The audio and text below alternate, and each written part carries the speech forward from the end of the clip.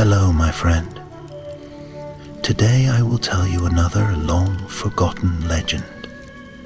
Close your eyes and let the magic transport you to Middle-earth.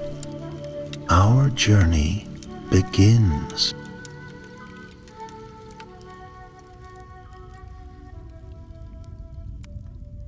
In the deep, elder twilight of Arda, before the world took the shape that elves and men would come to know, before even the stars had sung their silver songs across the heavens, there was harmony. There was a great music, the Ainulindale, shaped by the thought of Eru Ilúvatar, the One. From this music came the Ainur, immortal spirits vast and powerful, each a note in the sacred theme that would birth the world. Among them one shone brighter than the rest. Melkor he was named, mightiest of the Ainur, gifted with a mind as vast as the sky and a fire as fierce as the heart of a star. He listened deeply to the music, and within him stirred a desire, not only to sing with it, but to shape it, to bend it to his own design. For a time he wandered the halls of the void, seeking the flame imperishable, the secret fire of creation. Yet it was not for him to wield, for it belonged to Ilúvatar alone. And so a seed of disquiet took root in his heart, a longing not for beauty's sake, but for dominion. When Eru brought forth the world, Arda Melkor entered it with the others, but even then his thoughts were at odds with their harmony. He desired power over the lands that were not yet formed, over the seas that had not yet rolled, and over the beings who had not yet woken. Where the Valar his brethren sought to build and bring forth life, Melkor sought to dominate and unmake. Thus began the first discord. In the long darkness of the early days, Melkor's pride grew. He cast shadows upon the light of the two lamps, Iluin and Ormal, and with their fall the world was plunged into ruin. Mountains cracked, seas boiled, and the lands were broken. The Valar withdrew into Aman in the far west, building Valinor, a land untouched by shadow, to guard the light they still held dear. But Melkor, now called Morgoth, black foe of the world, retreated into the north, into the fortress of Angband. There he gathered around him a host of terrible servants, Balrogs cloaked in fire and despair, dragons of flame and venom, and orcs, mockeries of the children of Eru, twisted by Morgoth's hatred.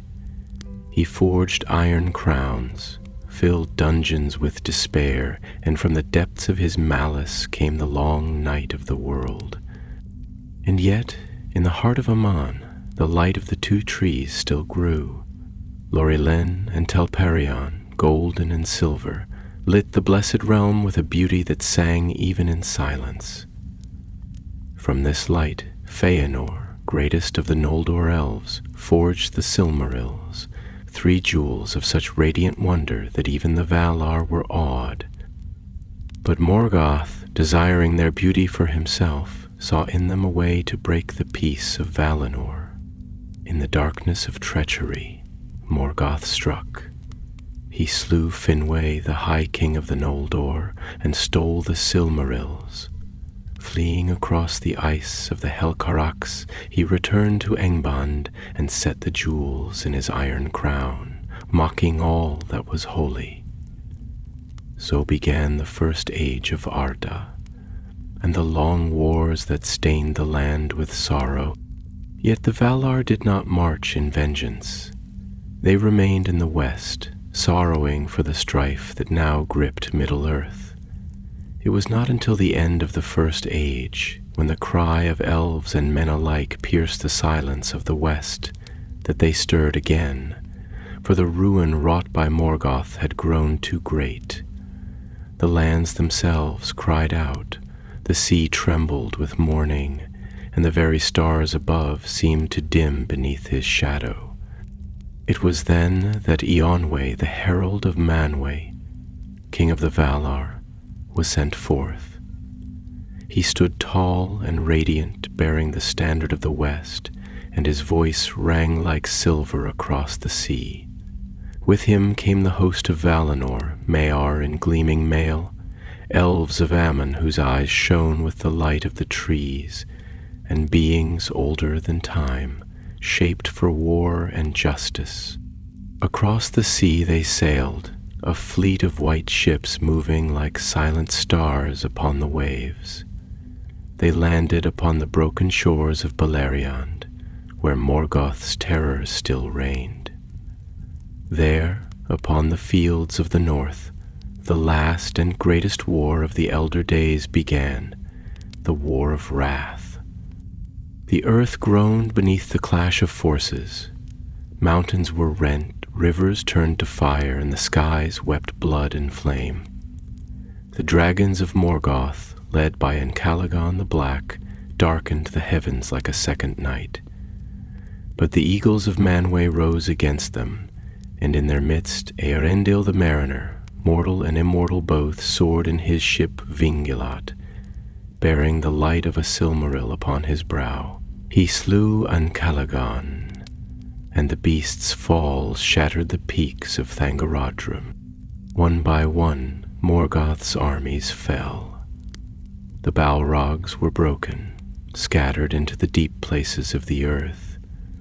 The orcs fled like leaves before the storm. And in the end, Morgoth stood alone within the deepest vaults of Angband, his iron crown cracked, his might a shadow of what it had once been. There Eonwë found him. He came not in wrath, but in sorrow, for even the mightiest could fall into ruin. Morgoth, once greatest of the Ainur, was cast down, chained with Engainur, the binding wrought by the Valar themselves. Bound hand and foot, he was brought before the judgment of the West, and so began the long march westward, a procession not of triumph, but of reckoning. The sea parted for the host of Valinor, and the sky held its breath. Behind them Beleriand, broken by war, sank into the sea, lost to time and memory. Morgoth would be judged, but the end was not yet written, and the stars above, ever watching, whispered to one another of what was to come. The sea stretched before them, wide and mournful, its dark mirror catching the silent sails of the westward fleet, as if reluctant to let them pass. Even the winds, which once bore the sweet scent of Amon's gardens and the clean breath of open skies, had become hesitant, whispering soft laments through the rigging like an old friend uncertain of farewell. The host of Valinor moved with the weight of inevitability, their ships white as bone, their banners veiled in starlight. There was no singing aboard these vessels, no triumph in the eyes of those who came to right the most ancient of wrongs, only a deep, abiding silence, the kind that settles on the soul when one marches not to glory, but to judgment. Eonwë stood at the prow of the foremost ship, his silver mail catching the pale gleam of moonlight that trickled through the thickening clouds above. His eyes, ancient as the first dawn over Arda, gazed ahead toward the unseen horizon, yet his thoughts wandered far behind. His helm, crowned with the sign of Manwë's house, had not dulled with age, yet the weight upon his brow felt heavier with each passing league. He was the voice of the Valar, the hand of mercy and doom alike, and now he carried the burden of a sentence long deferred, the reckoning of one who had once been counted as kin. He turned slowly, his voice low, steady, yet laced with a sorrow that wrapped itself around every word like ivy grown on stone. He was one of us. he murmured to the still air, though no one had spoken. Do you remember what he was, before the world was shaped, before he fell into his own shadow? His words fell like stones into the deep well of silence. Melkor, the flame that outshone stars. He could have brought beauty to every corner of creation had he only learned to listen, to yield not to weakness, but to wonder. Behind him the Maiar stood in contemplative stillness, their forms like statues cut from light. Yet it was one among them, younger in spirit but wise in heart, who finally answered. Her name was Silmaril, and her voice, when it came, carried the hush of midnight forests and the soft ache of first grief. He listened once, she said, but not to the music, only to the echo of his own voice. He mistook its reflection for the will of Eru, and in that mirror he lost his way. She stepped forward, her eyes reflecting the starlight above and the sorrow below. Do you believe he ever truly understood what he became? Or was he simply too far gone to remember who he had been? Unwi closed his eyes, and the waves beneath their vessel seemed to still, as if Arda itself held its breath. Perhaps he understood, he said at last. And that is the cruelest truth of all, that he did not fall blindly but walked willingly into the dark, knowing full well the light he abandoned. And as if to mirror that thought, the horizon darkened further, thick clouds gathering as they neared the edges of the world. No sun shone there, and even the stars began to blur, their light strangled by the gloom of distant lands scarred by war. The sea beneath them became a slate of shadow and cold, and in the far distance, like a wound in the body of the earth, lay the scorched and ruined remnants of Beleriand, where Morgoth's shadow had taken root and festered. The host made landfall upon a shore so blackened by fire and ancient malice that even the stones seemed to groan beneath their feet. Ash fell like silent snow, coating the armor of the elves with a fine gray dust that clung not only to steel, but to spirit. The wind was bitter, howling through the broken trees like a mourning mother whose children had long since vanished. The sky above yawned wide and empty, as if some celestial hand had torn away its heart and left only the shell behind. The elves who walked with Eonwe had once basked beneath the light of the two trees, and yet even their radiance seemed dimmed by the land's desolation. One of them, Calion, a lord of Tirion with eyes the color of starlit seas, knelt upon the black sand and placed his hand upon it as one might touch a dying friend's brow.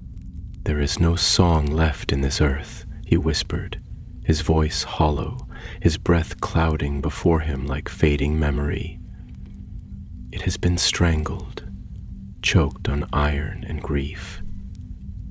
He turned his face to Eonwe, and though his bearing remained proud, his eyes shimmered with anguish.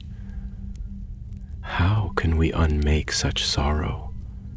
How do you undo a wound that has soaked into the bones of the world?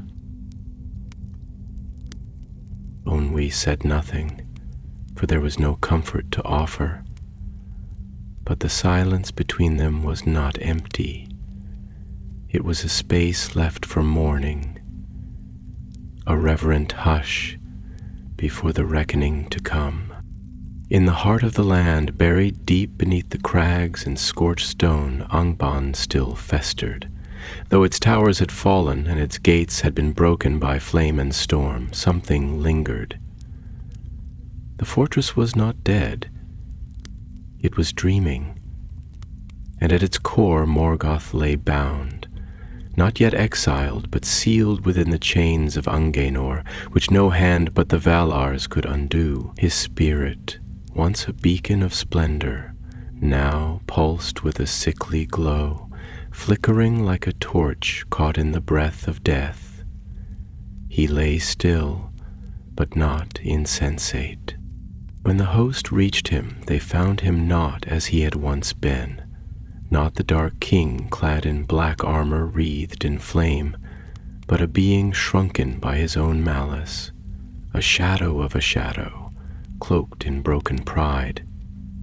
His once mighty frame lay curled upon a dais of obsidian, and around him the darkness thickened, not of the world, but of his own making. Yanwi stepped forward, his hand upon the hilt of a blade that was never drawn. The chamber pulsed faintly, reacting to his presence, and Morgoth stirred. His eyes, though dim, opened. They did not flare, they did not blaze.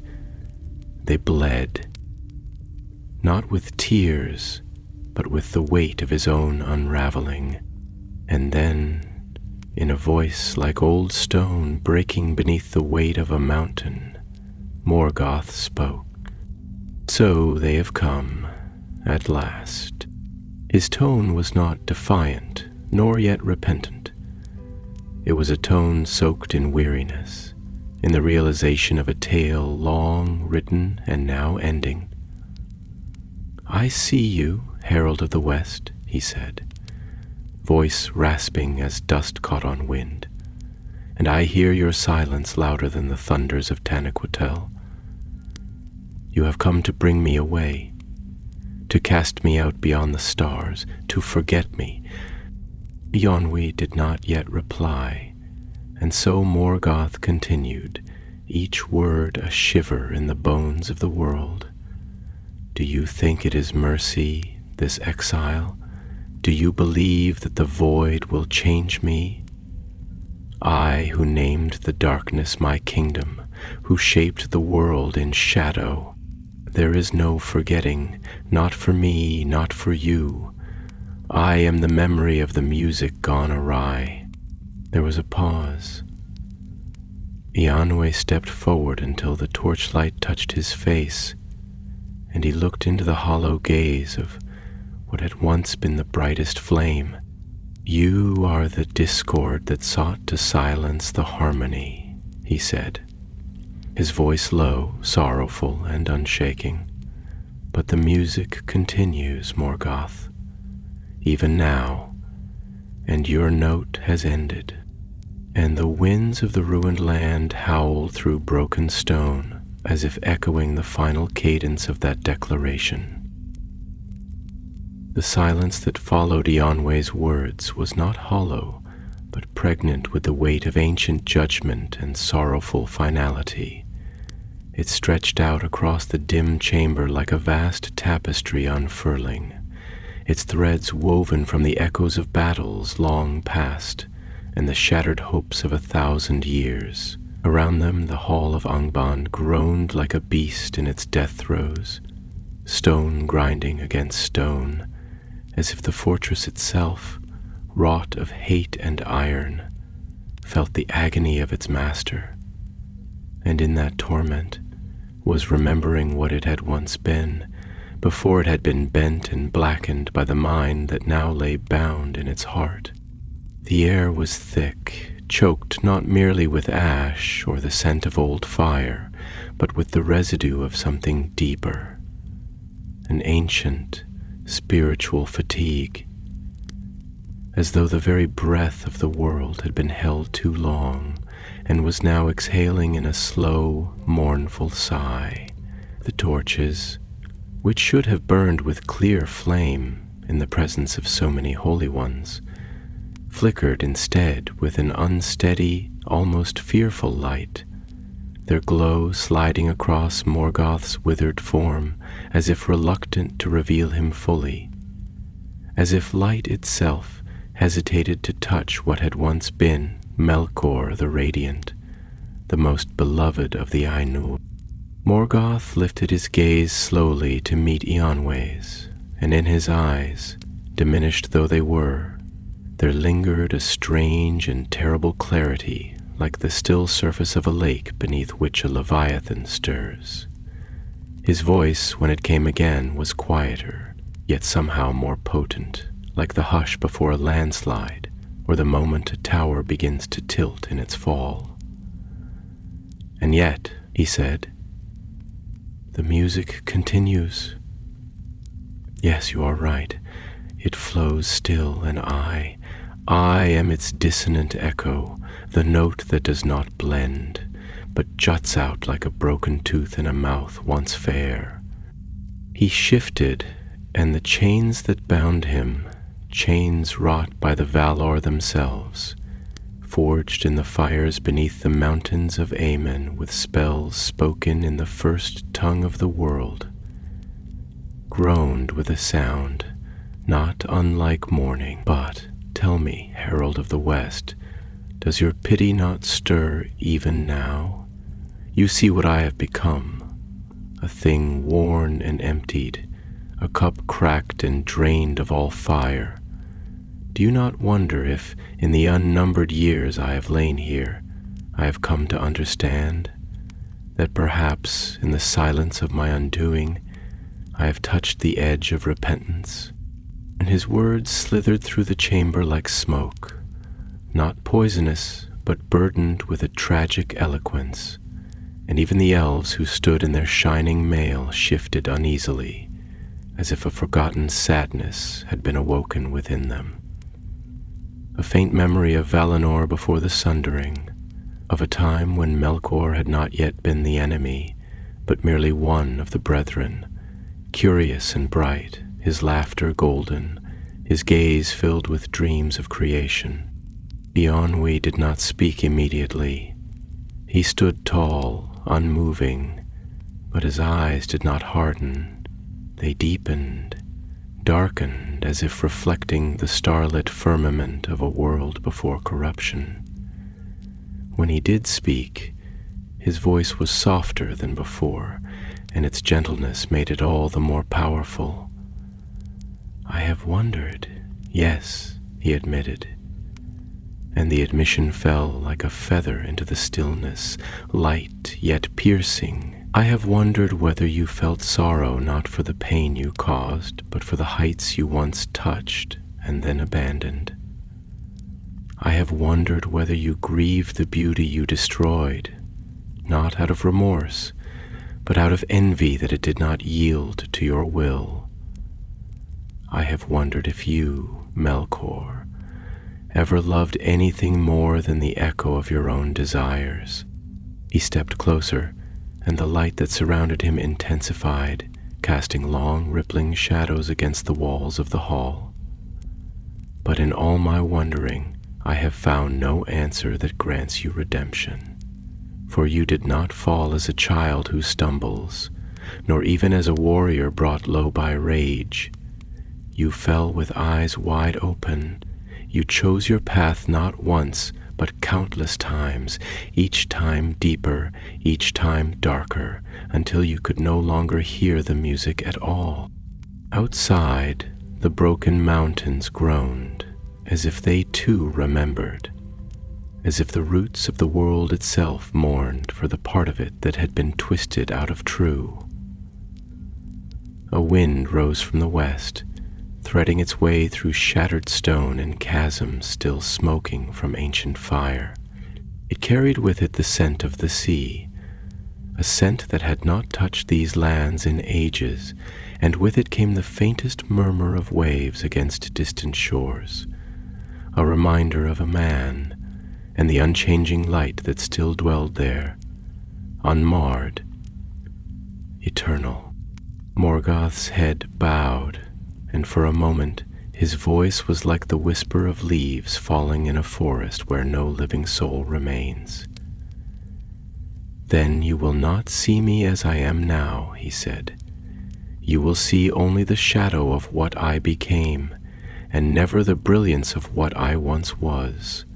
So be it. Cast me out. Banish me into the void. Let me drift beyond the reach of stars and song, into the hollow darkness where not even memory can follow." His words carried not bitterness, but a dreadful resignation, as if he spoke of a doom long foretold and now merely fulfilled. "But know this," he added, and now his voice grew again, not in power but in depth, a tremor that stirred something ancient and weary in the marrow of the stones themselves. "You cannot erase me. I am written into the fabric of this world, a thread that runs beneath every note of your precious music. Even the brightest light casts a shadow. Even the most beautiful harmony is shaped by contrast. You will throw me into the dark, yes, but my echo will linger, and one day it will find voice again." The elf stirred, uneasy, for there was truth in his words, as there often had been in his lies, and truth, when spoken from such a place of ruin, bore the sting of prophecy. But Eonwy was unmoved. His voice remained calm, yet now it rang with the certainty of judgment rendered not in anger, but in solemn clarity. "You speak of shadow, and it is true. The music has discord within it, just as the sea bears storm and the sky thunder, but it does not begin with you, and it does not end with you. You were a part of the song, Melkor, but you are not its author, and your echo, should it rise again, will never be more than that, a ghost note fading into silence." He lifted his hand, and the chains of Anginor stirred, glowing faintly with a silver light that pulsed in rhythm with the stars above. The air grew still, and the breath of the world seemed to pause, as if all of Arda, its peaks and valleys, its winds and waters, waited to exhale.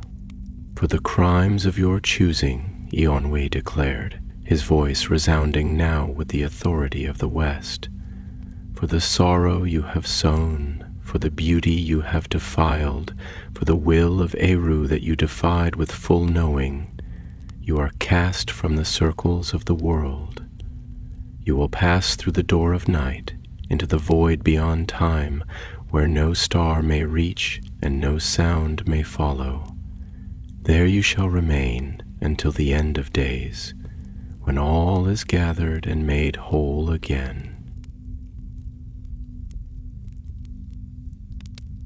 And as he spoke those last words, the torches flared with one final breath of fire, and then dimmed, not in dread, but in reverence, as though the chamber itself recognized that the hour of reckoning had come, and with it the first breath of a new silence. As the final syllables of Eonwy's judgment faded into the hushed breath of the ruined hall, a strange stillness fell, not the silence of peace, but the waited pause before a great storm is loosed upon the world, or the quiet found in the deepest part of night when even the stars seem reluctant to speak. The chains of Anginor, ancient and inscrutable, stirred like sleeping serpents roused by the wind of fate. Their silver links shimmered faintly with an inner light that was not warm but solemn, as though they too bore the sadness of what they were made to do. They glowed like moonlight glimpsed through the bars of a prison cell, beautiful, distant, and unyielding. The ground trembled, so softly at first that only the most attuned felt it, like the breath of some old and forgotten beast stirring in its sleep beneath the bones of the world. Dust fell from the shattered ceiling in gentle spirals, catching the last dim glow of the torches and dancing for a moment in the air before vanishing into the blackness below. The stones themselves groaned, not from strain but from memory, as if the very walls of Angband remembered all that had come before. The forges, the cries of the tormented, the endless, echoing footsteps of fear. And now, at last, they remembered the ending, and in remembering they wept without sound, Morgoth remained still. His form, diminished as it was, did not quake, nor did he beg or rail or scream, as many might have imagined he would. Instead, he raised his head with slow dignity and looked out over those gathered before him, and for a brief instant it seemed as though the being who had once shone brightest among the Ainur had returned, not in power but in presence, not as a king but as a shadow that refused to be forgotten. "I wonder," he said softly, his voice a whisper that echoed through the broken chamber like the rustle of dry leaves caught in a winter wind, "if you understand what you do." He did not speak to Ianwe alone, but to all who stood there, elves and Maiar alike, as though seeking to touch the heart of each with words more potent than weapons. "You cast me into the void," he continued, "as though it were a tomb, a final silence into which my voice shall never rise again. And yet, I ask, what is the void but unshaped potential, the absence that gives form to being? You say I am a shadow, and you are not wrong, but tell me, Herald of the West, tell me truly, can a shadow exist without the light that casts it? You believe you sever me from the world, but what if the world cannot forget me because it was shaped not merely in spite of me, but also because of me?" His gaze swept the hall, and the air grew colder, not from malice, not from fear, but from the strange, aching truth of his words, for they carried not fire now, but the chill of reflection, the icy understanding that even ruin leaves behind a contour, and even evil, once born, forever bends the path of those who oppose it. "There are those," he said, his voice deepening like a river passing beneath ancient roots, "who will speak my name not with reverence, but with curiosity, who will read the ruins of Angband and see not just the cruelty but the challenge, who will wonder what kind of power it was that dared to oppose the Valar and dared to lose, and in losing left the scars that taught the world to fear. I shall be remembered, perhaps not as I was, but as a question, a warning, a possibility." Amwe's eyes narrowed, not with anger, but with the sorrow that only comes to those who see a soul so deeply fragmented that it no longer knows what it once sought. "You mistake remembrance for relevance," he said, his voice as quiet and firm as the fall of snow upon an empty field. "You speak of potential, of the power of the void to echo your name, but you forget, Melkor, that the void does not shape, it absorbs. It does not sing, it swallows. You will not be remembered as a challenge, but as a grief, a silence that reminds the world what it must never again become." And even as he spoke, the light of the Valar, the light of Aemon itself, woven into the being of the Maiar who stood in that place, began to shimmer more brightly, spilling like water across the stone, banishing the clinging shadows of Angband, as though the sun were rising in the very bones of the world. The hall was no longer a prison, but a stage for the last act of an ancient tragedy, and the stones, though scarred, gleamed faintly with the dignity of something long suffering now finding its rest. Then came the moment of parting, the door of night, long sealed in the deeps of the world, beyond the edge of mortal understanding, opened like a wound in the sky. None among the children of Iluvatar ever saw it save in dream and dread, but those who stood in that hall felt its breath pass over them, a great hollow stillness, not cold like winter, but empty like a starless firmament that has never known light. It was not a gate, but a chasm, a great yawn in the fabric of Arda, into which all fallen things were hurled, and from which none returned. And from that unseen gulf there came no sound, no beckoning whisper, only the vast and aching hush of eternity unshaped. The chains stirred. They lifted Morgoth from the stone like marionette threads, not cruelly, but with a terrible grace, as though the world itself had taken him gently by the shoulders and begun to carry him toward the threshold of unbeing. He did not resist. His eyes, dark and old and full of broken stars, looked once more upon the world he had tried to claim, and in them there flickered, not rage, nor madness, nor triumph, but something more terrible still. Recognition. "I was the first to fall," he whispered as the shadows closed around him. "And perhaps, in the end, I shall be the last." And then he was gone.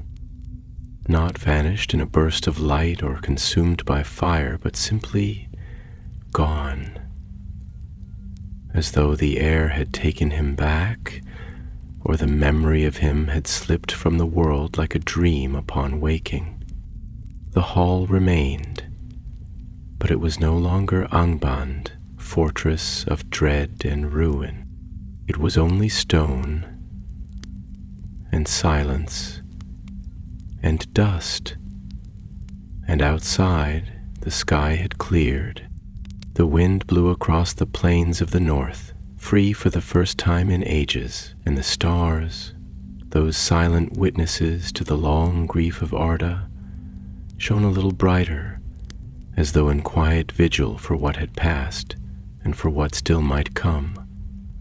The night that followed Morgoth's banishment was unlike any other night that had come before it, or any that would follow, for it was not merely the turning of the stars across the dome of the sky, nor the hush that falls over a land at rest. It was the deep, resonant quiet of a world exhaling after holding its breath for an age. The winds that crept across the broken lands no longer bore the weight of dread, nor the scent of blood and iron. They carried instead something strange and new, something almost forgotten. Possibility, as if the very air, long poisoned by the presence of an ancient malice, had remembered how to breathe freely once again. Eonwy stood upon the ruined ramparts of Angband, his silver mantle flowing behind him like the remnants of a forgotten starlight. The echoes of Morgoth's final words still lingered in the stone beneath his feet, not as sound, but as a weight, like frost that does not melt even in sunlight. Around him the land stretched into darkness, a scorched plain carved by rivers of old fire and shattered by the tread of armies long dissolved. The very bones of the earth had been fractured by the grinding passage of hate, and now that its master was gone, it did not rejoice. It simply was. Silent, scarred, enduring. And Eonwy, once the voice of glory and song in the courts of Valinor, felt not triumph in his heart, but a hollow ache, as though he had sung a lament so long and so loud that his throat had forgotten the sound of joy. He bowed his head, not from shame, but from reverence, from the solemn understanding that even the necessary act of justice is a blade with two edges, one that cuts not only the guilty, but all who hold it. Beside him, Calion, lord of the Vanyar, whose eyes had looked upon the light of the trees and never forgotten it, spoke, his voice quiet, threaded with a sorrow as pale and persistent as winter sun through frost-laced windows. "It is done," he said, though the words seemed small, unworthy of the moment. "The black foe is cast out, and the world is freed." But Eonwy did not answer immediately. He looked out upon the land, and the wind toyed with his hair, brushing against his skin like the lingering fingers of a child who does not yet know they must let go. When he finally spoke, his voice was slow, reflective, every syllable carefully weighed, like stones laid down to form a path across a river of doubt. "Is it?" he asked, not as a challenge but as a mourning. "Is the world truly freed? Or have we merely shifted the weight from one shoulder to another and taught the earth to carry its sorrow in silence instead of screams?" Calian turned to him, brow furrowed, and Eonwë continued, his gaze distant. "Morgoth is gone, yes, but he leaves behind not just ruins and shadows, but echoes. Choices, ideas, seeds. He taught the world something it did not know before, that power can be sought for its own sake, that beauty can be broken and bent, that dominion can wear the mask of order.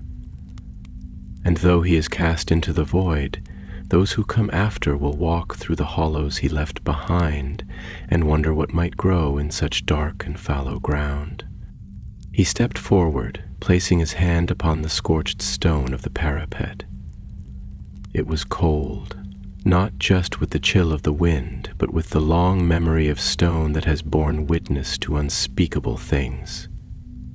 "This fortress did not fall with its master," he said. "It endures. And so, too, does the wound in the heart of the world. Hidden, perhaps, forgotten even, but it endures." Calian said nothing for a time, but then he spoke with the quiet firmness of one who has walked beneath stars for countless centuries. "And yet, wounds may heal. Even the land, broken as it is, will one day flower again. Trees will take root where towers once stood. Rivers will sing where fire once howled. Do you not believe, even now, in the slow kindness of time?" Eonwë turned to him, and in his eyes there was not doubt but depth, a weariness born not of despair, but of understanding. "I believe," he said, "but I also remember. I remember the light before the darkness, and I remember how easily it was dimmed. And I fear not the darkness that lingers, but the forgetfulness of those who come after. The slow erosion of memory, the soft seduction of comfort, until what was once horror becomes history, and what was once warning becomes myth." His voice lowered, and the wind seemed to hush, as though the world itself bent to listen. "We are immortal, Calian, but they, the children of Iluvatar, are not, and their memories are shorter than their dreams. One day they will hear of Morgoth and wonder whether he was real, or merely the shadow cast by the fear of greater things. And when that day comes, his exile will not be enough to protect them." The sky above was beginning to pale with the approach of dawn, though the sun had not yet risen. The stars shimmered faintly, as if reluctant to give way to the coming light, and the wind carried the distant murmur of waves against the far-off shore where the host of Valinor had made their landing. It was the sound of water washing against stone, a sound as old as Arda itself, and yet it seemed to carry with it a question, a whisper of something unspoken. What now? Behind them, the warriors of the west had begun to disband, their voices soft as they moved among the ruins, not with the urgency of war, but with the care of mourners gathering after a long and bitter vigil. Some gathered fragments of broken weapons, others touched the scorched earth with reverent fingers, as though by doing so they might understand the price that had been paid. None sang, none wept, but in their silence was a symphony more powerful than any song, a testament to the truth that even victory, when hard won, bears the shape of grief. Eowynwe turned once more to the north, where the door of night had vanished into the veil of the sky, leaving no trace, no sign, no scar. And yet he could still feel its presence, as though something vast and hollow lay just beyond the edges of being, watching, waiting, breathing. "You will not return," Calion said, more to himself than to Eowynwe. "Not in flesh, not in form." "No," Eowynwe replied, "but in thought, perhaps, in fear, in desire, in ambition unmoored from wisdom. He will return, not as a being, but as a question whispered in the dark. What if? And that question will echo long after memory fades, and beneath their feet the stones seem to sigh, not in despair, but in endurance. For the earth too had heard the echo, and it would remember, long after all others had forgotten. Dawn rose not with a fanfare of trumpets or the joyous blaze of a clear sky, but with the slow, aching tenderness of a world waking from a long illness. As if the heavens themselves were cautious in their hope, as if even the light feared to fall too quickly upon a land that had known only shadow for so long. The sky, once scorched and bruised by the wars of gods and monsters, softened into hues of weary gold and ashen pink, like the first breath of warmth upon the cheek of a frost-bitten traveler. And in that gentle light, the ruins of Angband did not vanish, but they changed. Their jagged spires and splintered battlements no longer loomed with menace, but stood like the crumbled bones of something ancient and pitiful, a reminder of what pride, unanchored by love, becomes when stripped of all illusion. The host of Valinor had begun to move again, not with the rigid precision of war, but with the slow deliberation of those who know they carry within their hands not just the tools of rebuilding, but the fragile weight of remembrance. Some turned their steps toward the ships that waited still along the jagged coast, their sails now furled in the windless hush of morning. Others lingered, wandering the broken corridors of what had once been a fortress of dominion and fear, their fingers brushing the scorched walls, as if to coax from them the last whispers of a history too vast to ever be written, too sorrowful to be sung. Eowynwe did not descend immediately. He remained on the high ramparts, his eyes tracing the horizon where the door of night had opened and closed like a heartbeat in the fabric of the world. The place where Morgoth had been cast out was now indistinguishable from the rest of the sky. No rift, no scar, no mark remained, and yet, in that smooth and silent space, he could feel it still, like the lingering pressure in the air after thunder, or the echo of a voice that has stopped speaking but still lives in the memory of sound. The world was not lighter for Morgoth's banishment. It was only different. Like a house from which a storm has passed, the walls still stand, but everything inside has shifted. It was there that Silmaril approached him again, her feet silent upon the broken stone, her presence soft as starlight yet unyielding, for though she bore no weapon now, her strength was not in iron, but in understanding, and her voice, when she finally spoke, was the kind that made people listen, not because it commanded, but because it revealed. "You have not spoken since the light returned," she said, standing beside him without demand. "Not truly. Not with the voice that carries the soul of the world beneath it. What lingers in you, Eowynwe, that you do not let the dawn in?" And he who had spoken words of judgment with the force of mountains breaking did not answer at once. His eyes were still turned eastward, where the sun, cautious and trembling, crept higher behind veils of mist. When at last he spoke, it was not with the tone of a herald, nor the cadence of command. It was the voice of a soul unraveling itself slowly, thread by thread, trying to make sense of the pattern it had been woven into. "I wonder," he said, "if we truly understand what we have done, not just in casting him out, but in drawing the line finally and fully between what is within the circles of the world and what lies beyond. We speak of justice and we speak of peace, but what we have created is a division, a boundary etched not in stone or sky, but in the spirit of the world itself. And boundaries, Silmaril, boundaries do not only keep evil out, they also keep memory in. They seal away, and in sealing, they risk forgetting." Silmaril's gaze was steady, and the wind caught a strand of her hair, lifting it like a banner that did not need to wave to be seen. "You fear that we will forget him?" she asked, not in disbelief, but with the kind of gentle curiosity that encourages deeper thought.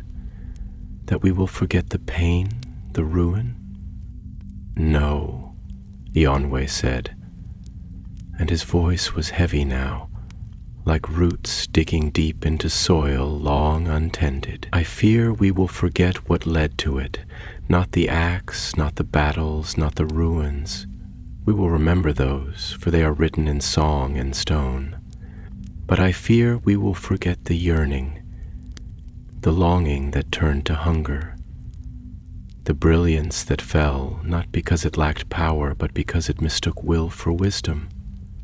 Morgoth fell, not because he was weak, but because he was alone, alone in thought, alone in pride, alone in his desire to reshape the world in the image of his own incompletion.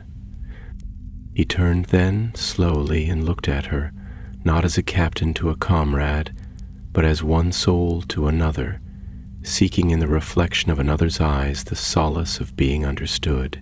And I fear we have learned too little, that we will teach the children of Iluvatar to shun the shadow without understanding it, to silence the question without hearing it first.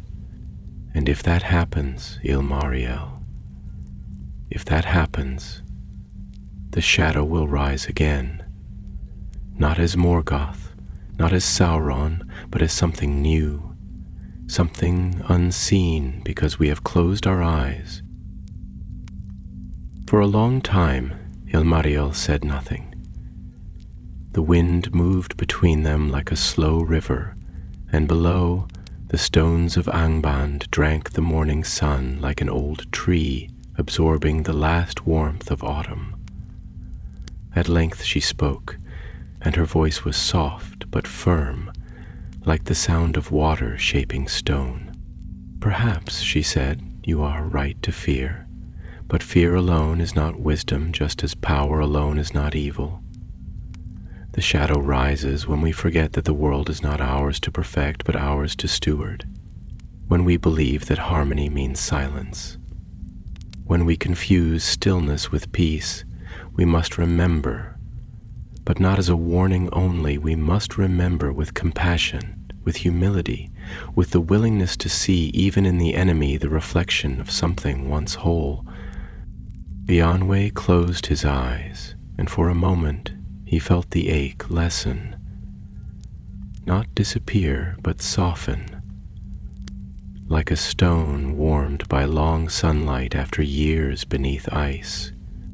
"I will carry that," he said, "and I will speak it, not as law, not as doom, but as song, so that perhaps when the world forgets the war, it may still remember the wound and the healing."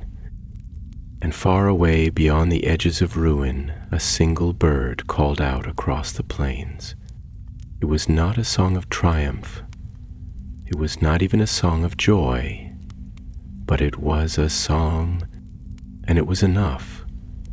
The days that followed unfolded not like pages from a book hastened by a reader's hand, but like the petals of a flower long reluctant to bloom, slow and cautious, unfolding in hesitant stillness beneath a sun it had not seen in countless ages.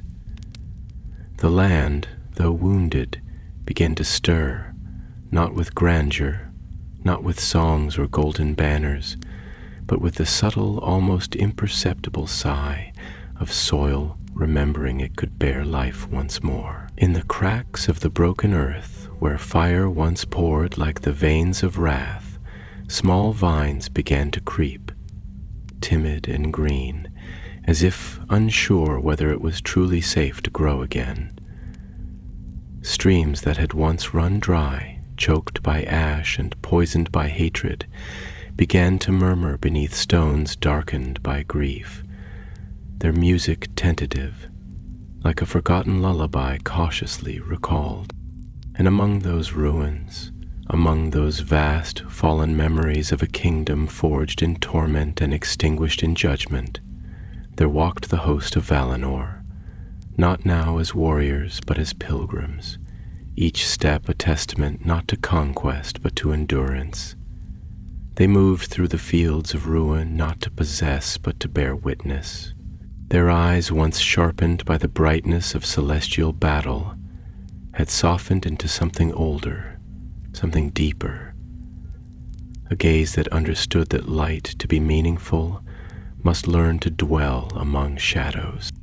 Yanwe walked alone for many hours each day, not in command but in contemplation.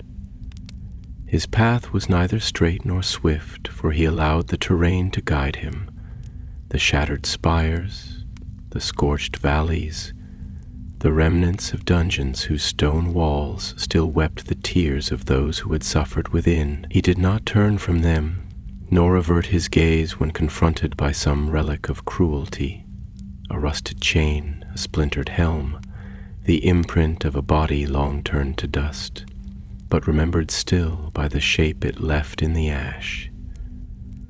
He stopped at each, and though he spoke no words, his silence was not absence, it was presence, reverence. It was on the fourth day, as the gray mist of early morning clung low to the scorched foothills like a shroud spun from sorrow and memory, that he came upon a place unlike the rest. It was a hollow almost hidden, shielded by what remained of a blackened grove, whose trees, though burned, still stood upright, skeletal and defiant, their branches like arms raised not in surrender, but in witness. The air here was still, unnaturally so, as though it remembered the echoes too clearly and feared to speak above them. And in the heart of that hollow, where once a garden might have bloomed before it was drowned in shadow, there stood a single figure, tall, cloaked in a mantle the color of aged stone, his face half veiled, yet unmistakable to those who had known him. It was Finarfin, son of Finwë, brother of Fëanor, king of the Noldor, who had remained in Aman, who had now come across the sea, not in pursuit of vengeance, but to see for himself the end of the tale, begun so long ago in tears and flame. Yanwe did not speak at first, and neither did Finarfin. The silence between them stretched, but it did not strain. It was the silence of two voices preparing to speak truth, knowing that truth, when shaped carefully, must be given space to breathe. At last, it was Finarfin who broke the stillness, his voice low and rich, like the sound of distant thunder heard through heavy rain. "This was the place," he said, not turning his head, his eyes fixed on something far beyond the visible world. Here, they say, was one of the deep pits, not one of stone or fire, but of memory, a place where Morgoth's servants would bring the minds of the captured, unmaking them not with pain, but with fear, with isolation, with silence so deep it drowned thought itself. Yonwe stepped beside him, his eyes searching the earth as though listening for the ghosts beneath the soil. "And now it is empty," he said, though his voice betrayed no triumph. "Now there is silence once more, but not the same silence."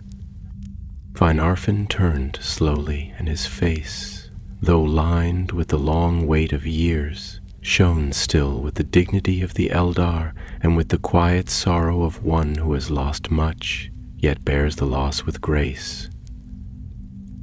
"It is not the same," he said, "but it echoes, and echoes have a way of shaping the chambers they haunt." He turned his gaze upward to the blackened canopy of trees that framed the pale dawning sky. "Do you think," he asked, "that they will understand, the ones who come after? Will they hear in the winds that whisper through these ruins the stories we failed to pass down? Not the stories of war, but the stories of why it began, of how a heart that seeks beauty can twist if it believes itself more worthy than others to define what beauty means?"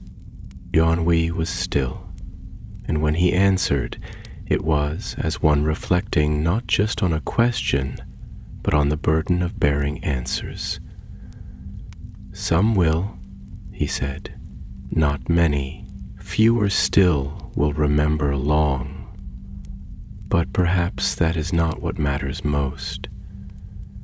Perhaps it is enough that we remember now, that we lay down these stones, not as barriers, but as beacons, that when the night returns, and it will, they will see the faint gleam of these memories and know someone was here before them, someone who saw the edge and turned back, even if only just."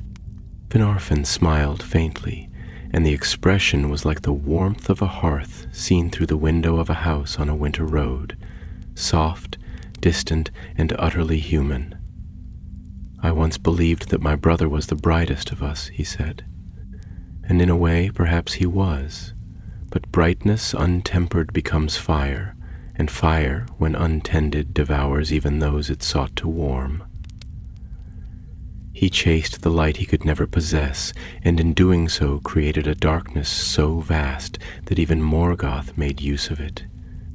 There was no bitterness in his tone, only the slow melancholy of a soul that has learned to forgive without forgetting.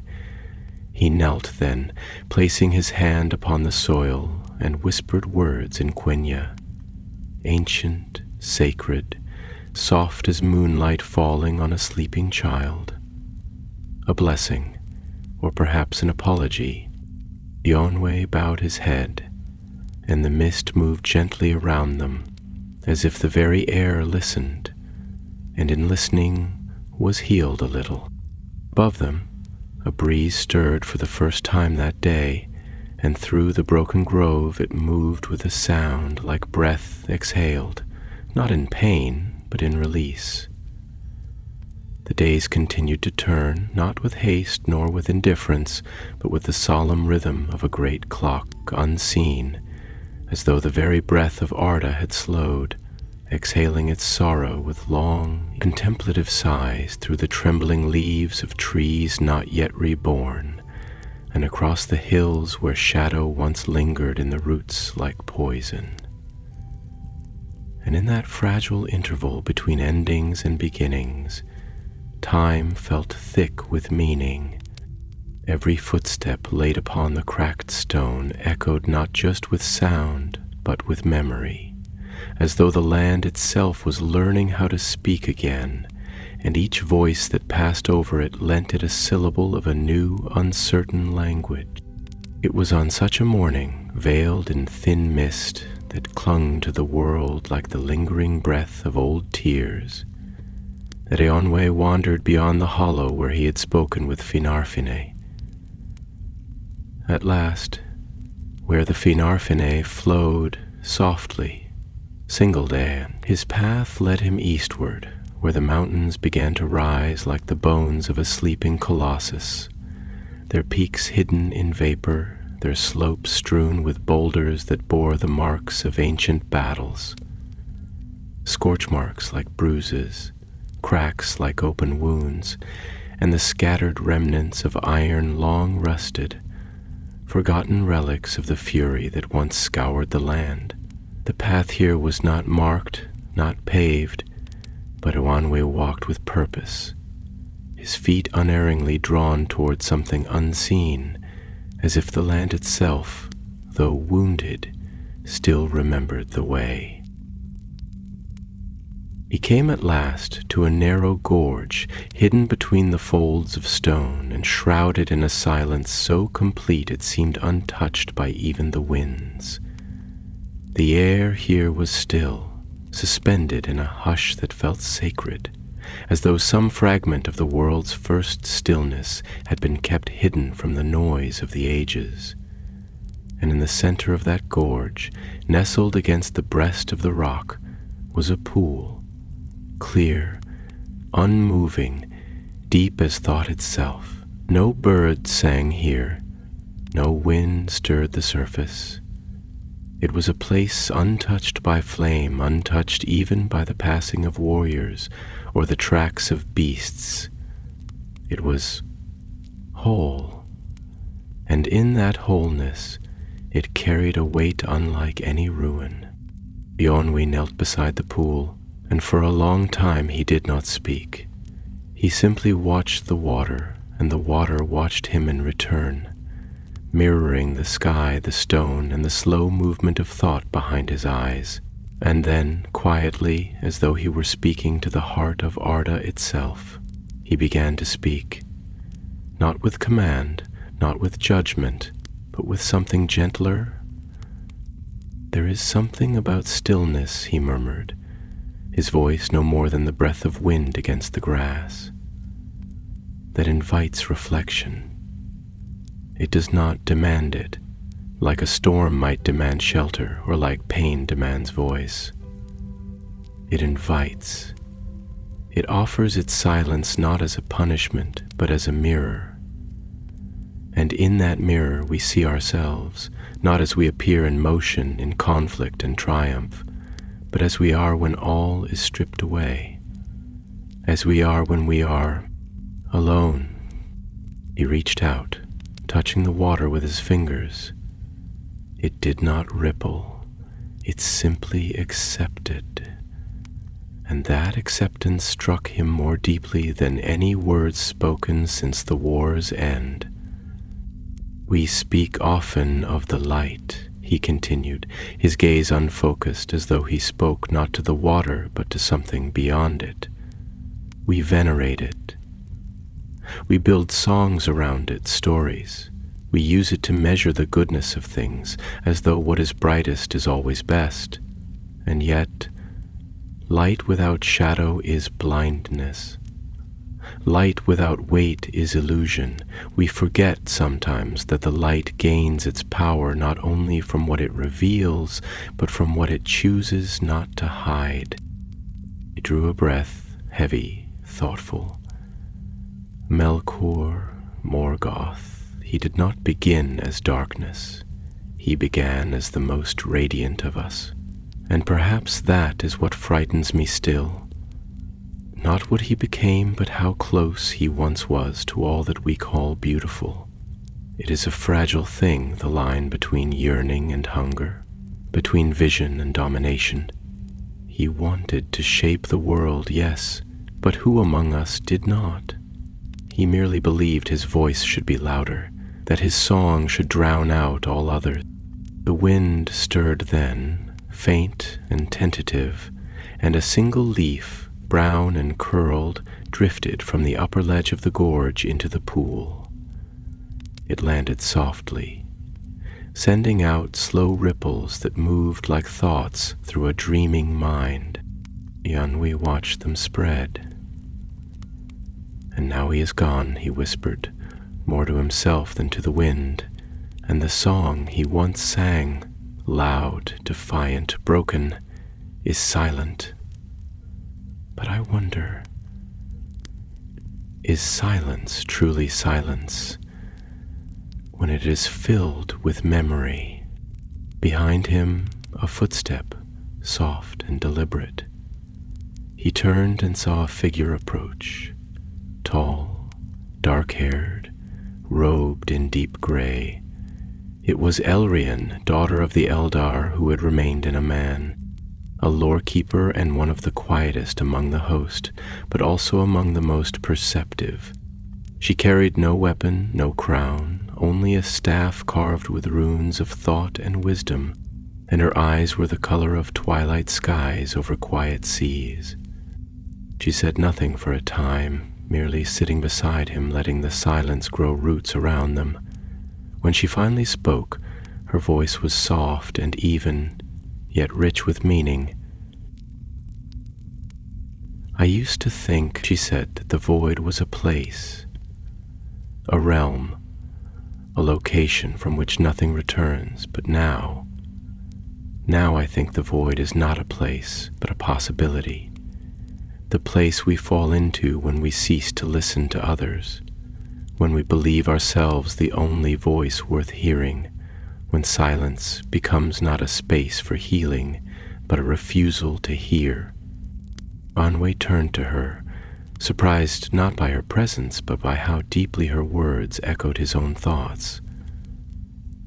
Then what, he asked, becomes of a world that must carry the memory of one who fell into that void by choice? She did not answer immediately. Instead, she traced the rim of the pool with a slender branch, watching the ripples unfold, then fade. We remember, she said, not to sanctify, not to vilify, but to understand. Memory is not the preservation of pain, it is the acknowledgement of the path, and paths, even the darkest, teach us where not to step again. Eonwi nodded slowly, and together they sat by the water, the silence between them no longer empty, but full of the weight of what had passed, and the breath of what might come. And high above, the mist began to lift, and so it was that the years, slow and solemn, began once more to move forward, not with the thundering march of triumph, nor the brazen song of heroes returning from war, but with the quiet rhythm of a world that remembers. It must continue, even when it does not fully understand how. The land, though still wounded in places where memory clung like mist to the hollows of the earth, began to awaken, not all at once, but gradually, tenderly, as if testing the weight of its own breath. Where once fire had scorched and towers had shattered, now grasses, pale and trembling, began to rise, and the wind, no longer burdened with ash or the screams of the vanquished, whispered instead of rain and root and the longing of life to begin again. The host of Valinor, having completed the work for which they were summoned across the sea, began to prepare their return, not with fanfare nor with the pride of those who had conquered, but with the quiet humility of witnesses who had seen the full breadth of beauty and ruin, and who now understood that the greatest task was not to fight the darkness, but to endure its memory and not be undone by it. They moved through the remnants of the world like moonlight across the surface of a sleeping sea, graceful, contemplative, and without need for recognition. Eonwi, however, lingered. He stood alone upon the cliffs that overlooked the restless waters of the western shore, where the ships waited once more with their white sails furled like folded wings, their hulls glinting faintly beneath the fading light. The sea below was not calm, but neither was it cruel. It moved with the slow rhythm of tides, ancient and knowing, as if it too remembered all that had come before, and had chosen not to speak of it in waves and foam, but only to carry it gently into the deeper places where memory becomes myth and sorrow is softened by distance. He watched the horizon where sky met sea, and in that meeting point he saw not just a place, but a question. The eternal space between what has been and what is yet to come, between the known and the unknowable. It shimmered like a veil, as if the world itself were still half asleep, dreaming of what it once was, before the discord of Morgoth's fall had rippled across the song of creation, like a single bitter note stretched too long across the melody. And when at last Silmarillion came to stand beside him again, her presence was not a disruption, but a continuation, like the second verse of a song not yet finished. "You have not spoken much of your final meeting with him," she said, her voice soft, but strong enough to carry even in the wind. "Of the moment when he passed beyond, was there anything in him at the last that you had not expected to see?" Onway was silent for a long moment, his eyes tracing the distant curve of the sea, and when he spoke it was with a voice that bore the weight of thought ripened over many days, each word slow, deliberate, touched by the kind of grief that does not weep but settles deep in the soul like winter beneath the bark of old trees. "There was a stillness," he said at last, "a quiet not of surrender nor of peace, but of something else, something older than either. He did not rage, nor curse, nor cry for mercy. He merely looked at me, as if he saw at last the shape of his own reflection, not as he had imagined it, but as it was, distorted by time and pride and the long shadow of his own unyielding will. He turned slightly, meeting her gaze, and in his eyes there was no anger, no bitterness, only the quiet pain of understanding.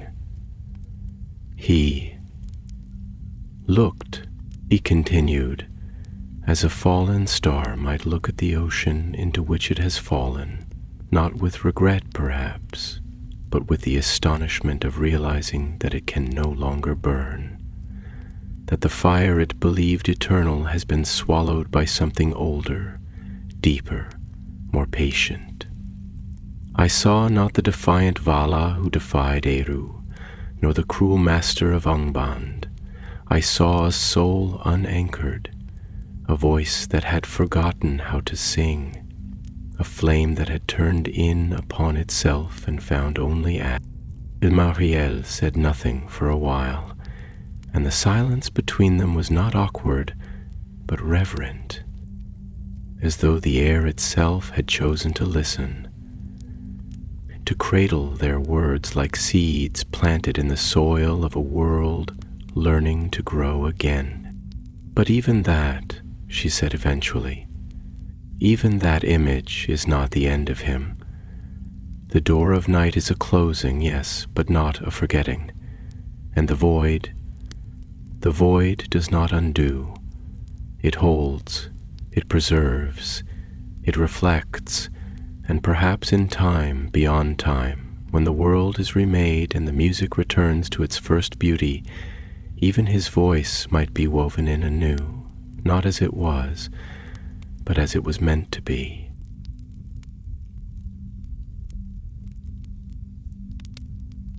Onway nodded, though his eyes remained distant. "If such a day comes," he murmured, "then let it come not with judgment, but with harmony. Let it come not as justice redressed, but as dissonance resolved. Let his voice return not in thunder, but in healing, in understanding." A breeze stirred the hem of his robe, carrying the scent of the sea, mingled with a distant memory of starlight and flowers long lost beneath the waves. And in it there was no fear, only the reminder that all things pass, and all things, in their own time, are gathered. Behind them the ships were being readied. The sails began to rise like the wings of great birds, preparing to take flight across the unending west, and the warriors of the host moved slowly toward the shore, their faces calm, their hearts heavy but unbroken. They would return not as saviors, not as exiles, but as witnesses, bearing no trophies, no spoils, only memory and the fragile hope that what had been broken could, in time, be made whole again. Onway turned at last and took one final look at the land behind, the scorched mountains, the greening plains, the rivers that now remembered how to sing. And he bowed, not to a king, not to a foe, but to the land itself, as one bows to a teacher who has spoken truths too deep for words. Then he stepped aboard the ship, and the sea embraced them all, not as conquerors, not as gods, but as pilgrims returning home. And far in the distance, unseen by all, the stars looked down with ancient eyes and whispered to one another in the silence beyond language. The black foe was gone, but the memory remained, and the music played on.